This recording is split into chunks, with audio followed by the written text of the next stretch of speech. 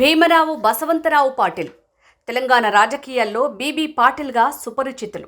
సామాన్య నేపథ్యం నుంచి వచ్చిన ఆయన ప్రజా మద్దతునే ఆయుధంగా మలుచుకుని రాజకీయాల్లో రాణిస్తున్నారు. చిన్నప్పటి నుంచే సామాజిక సేవా కార్యక్రమాల్లో చురుగ్గా పాల్గొంటూ రాజకీయాలపై ఆసక్తి పెంచుకున్నారు. ఈ క్రమంలోనే ఆయన 1986లో కోఆపరేటివ్ సొసైటీకి పోటీ చేసి విజయం సాధించడంతో రాజకీయ రంగప్రవేశం చేశారు.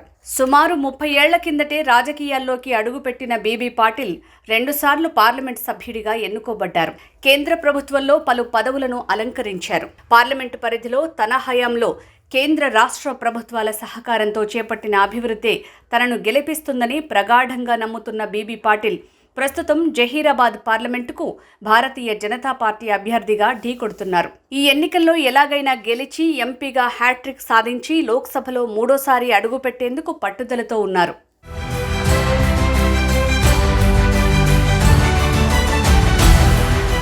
కామారెడ్డి జిల్లా మద్దూరు మండలం సిర్పూర్ గ్రామంలో 1955 సంవత్సరం నవంబర్ 1న హనుమాబాయి పాటిల్, బసవంతరావు పాటిల్ దంపతులకు బీబీ పాటిల్ జన్మించారు. 2016 అక్టోబర్ 11న తెలంగాణ జిల్లాల పునర్వ్యవస్థీకరణకు ముందు ఈ గ్రామం పాత నిజామాబాద్ జిల్లాలో ఉండేది. బీబీ పాటిల్ అరుణను వివాహం చేసుకున్నారు. ఈ దంపతులకు ఒక కుమారుడు, కుమార్తె సంతానం. హైదరాబాద్లో ప్రాథమిక విద్యను అభ్యసించిన బీబీ పాటిల్ ఆ తర్వాత ఉన్నత విద్య కోసం మహారాష్ట్రకు వెళ్లారు. పరభానిలోని మరట్వాడ అగ్రికల్చర్ కాలేజీలో బీఎస్సీ అగ్రికల్చర్ చదివిన బీబీ పాటిల్ వ్యవసాయ, వ్యాపార రంగాల్లోనూ రాణించారు. సిర్పూర్ గ్రామం మహారాష్ట్ర, కర్ణాటక రాష్ట్రాలకు సరిహద్దున ఉండటంతో ఆ కుటుంబానికి తెలంగాణతో పాటు ఈ 2 రాష్ట్రాల్లోనూ రాజకీయ అనుబంధం ఉంది.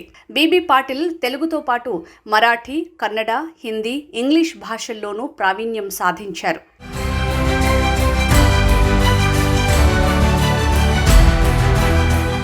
బీబీ పాటిల్ కుటుంబం నిజామాబాద్ జిల్లాలో సుమారు 30 ఏళ్ల రాజకీయ అనుబంధాన్ని పెంపొందించుకుంది. 1986 సంవత్సరంలో బీబీ పాటిల్ రాజకీయాల్లోకి అడుగుపెట్టారు. అదే సంవత్సరం జరిగిన కోఆపరేటివ్ సొసైటీ ఎన్నికల్లో పోటీ చేసి విజయం సాధించారు. ఆ తర్వాత 1995 సంవత్సరంలో జరిగిన స్థానిక సంస్థల ఎన్నికల్లో బీబీ పాటిల్ సోదరుడు ఎంపీపీగా ఎన్నికయ్యారు. ఇక అప్పటి నుంచి రాజకీయంగా ఆ కుటుంబం వెనుదిరిగి చూడలేదు. 2014లో బీబీ పాటిల్ తెలంగాణ రాష్ట్ర సమితిలో చేరారు. అదే ఏడాది మే నెలలో జరిగిన జహీరాబాద్ పార్లమెంట్కి బీఆర్ఎస్ అభ్యర్థిగా బరిలోకి దిగారు. ఈ ఎన్నికల్లో కాంగ్రెస్ పార్టీకి చెందిన సురేష్ కుమార్ షెట్కార్ని ఓడించి పార్లమెంట్ సభ్యుడిగా 16వ లోక్సభలో అడుగుపెట్టారు. 2014 సెప్టెంబర్ 1న రోడ్డు రవాణా, హైవేలు, షిప్పింగ్ మంత్రిత్వ శాఖ కన్సల్టేటివ్ కమిటీ, హోం వ్యవహారాల స్టాండింగ్ కమిటీ సభ్యుడిగా బీబీ పాటిల్ నియమించబడ్డారు.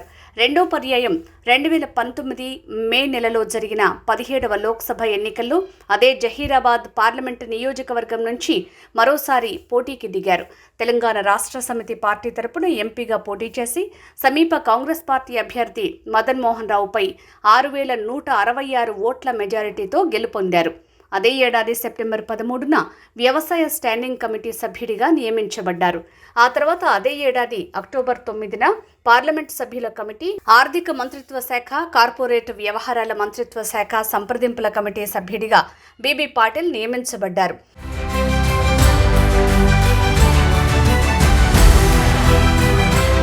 బీబీ పాటిల్ పార్లమెంట్ సభ్యుడిగా జహీరాబాద్ పార్లమెంట్ పరిధిలోని నియోజకవర్గాల అభివృద్ధికి శక్తి వంచన లేకుండా కృషి చేశారు.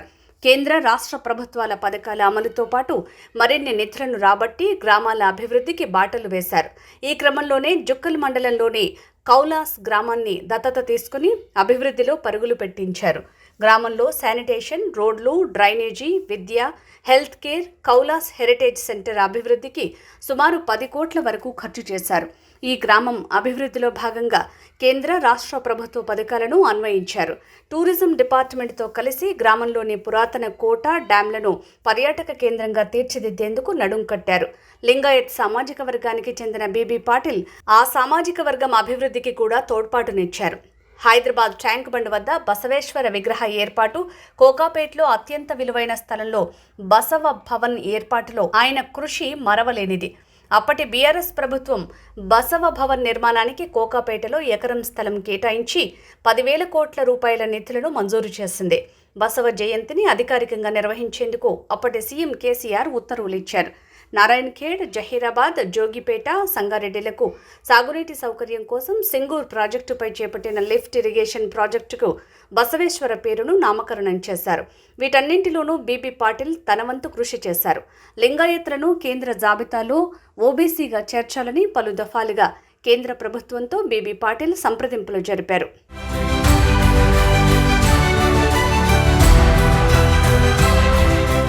బీబీ పాటిల్ 2014లో బీఆర్ఎస్ పార్టీలో చేరి 2024 వరకు కొనసాగారు. మారిన రాజకీయ పరిణామాల నేపథ్యంలో ఆయన బీఆర్ఎస్ పార్టీకి రాజీనామా చేశారు.